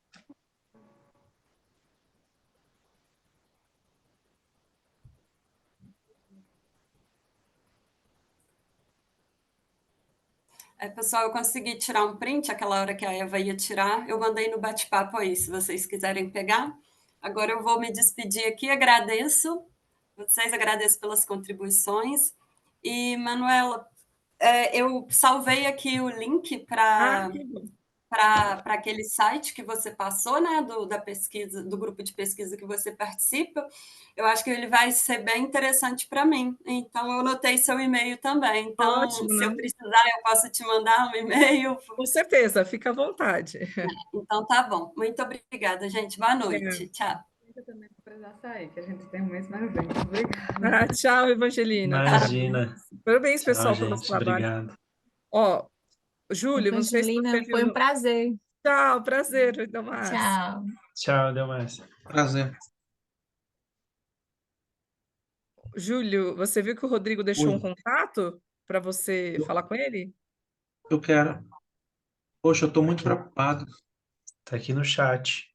Não, o pessoal da organização, eles são muito gente boa, olha, e acho que eles vão arrumar um jeito. Ainda é o primeiro dia, eles vão conseguir te incluir em alguma sessão, com certeza. Sim. Tá bom? Certo? Legal. Bom, Então é obrigada, isso. pessoal. Vinícius, você precisou, Rodrigo, Imagina. precisa de mais alguma Prazer, coisa de viu? mim? Valeu. Anota meu número aí, Júlio, e passa um oi, que assim que ele me responder, eu te passo a orientação. Tá. Rodrigo, muito obrigado pela tua generosidade aí. Valeu. Obrigado a vocês Então por é isso. contribuir. Manuela, prazer, Obrigada, viu? Muito pessoal. Prazer. obrigado. Boa Boa noite. noite. Tchauzinho. Tchau, Júlio. Tchau, Vinícius, Rodrigo. Vinícius, Oi. você como assistente, se você também puder me ajudar, eu te agradeço bastante, Até Ah, porque não, é relatar uma uma sim. questão, ata. O Rodrigo também é, né? Voluntário, não é líder? é, Sim, a gente O tá na Rodrigo mesma, também. mesmo grupo. tá? Fechou? Eu vou deixar aqui, eu vou deixar o meu número aqui também, Tá. tá? A gente anota aqui. Porque eu estou muito preocupado, porque eu preciso desse certificado para que a banca seja montada. Ok. Certo. Bom, vou lá, A gente pessoal. vai tentar te Obrigada, viu? ajudar, tá bom? Tchau. Boa Tchau, legal, noite. Imagina, Boa Vinícius. tchau. sorte, Um Júlio. Pessoal abraço. legal, vai Tchau. conseguir achar uma solução. Tá, tá legal. Tchau. Tchau, gente. Eu até comecei a preencher lá a moderação, mas aí você, como líder de sessão, pode concluir. E eu sugiro que coloque essa questão do, Sim. do Júlio. Aham, vou colocar aqui e aí eu já finalizo. Daí tem que entrar agora lá naquele link, né?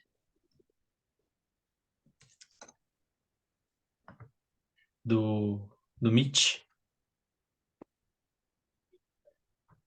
Seu áudio não tá chegando aqui para mim. Beleza, valeu, até Aí, mais. fechou. Valeu, obrigado, valeu. Até Obrigado, mais. Rodrigo. Obrigado, Vinícius. Valeu. Tchau, Júlio. Boa noite. Obrigado.